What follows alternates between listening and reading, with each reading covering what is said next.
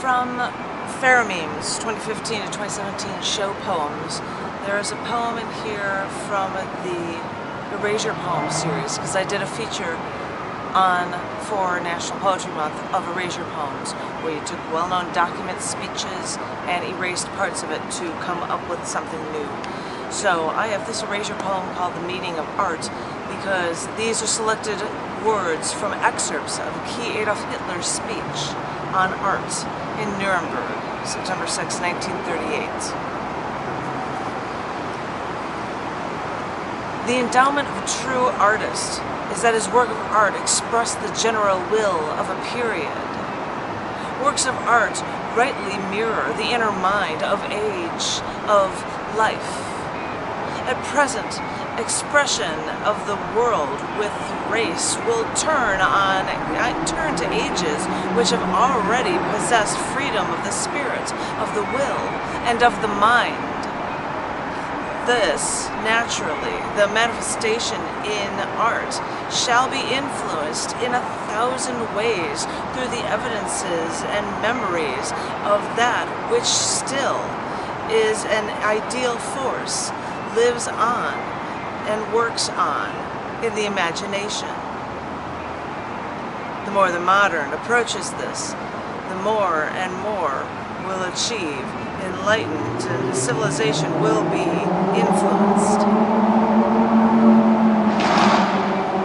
Art is, in its purpose, no mystical cult.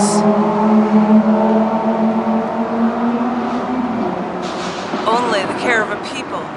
We have no religious retreats, but arenas, and our assembly is not in a mystical gloom, but of a cathedral, but of brightness and light. Mystically minded, steel. Art, works of culture, positive facts speak louder than any.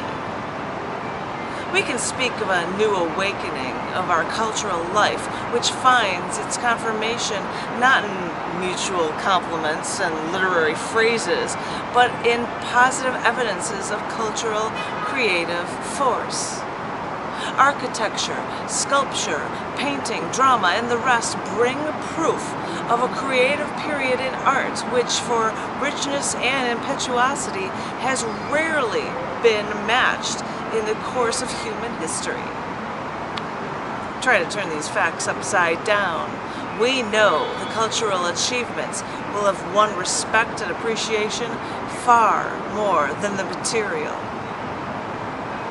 Have no doubt that creative work, since it is the most sensitive expression of a talent, cannot be understood, far less appreciated by individuals who are not the same.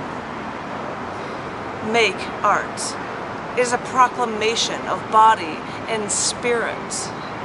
It does not make propaganda for an individual work, for the subject, or for the artist. It makes propaganda for the world, which confronts us.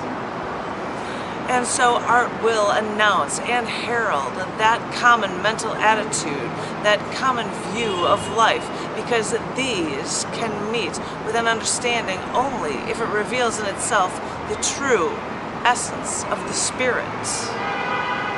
The mystic narrowness and gloom of the cathedral began to recede, and to match the free life of the spirit, buildings became spacious and flooded with light.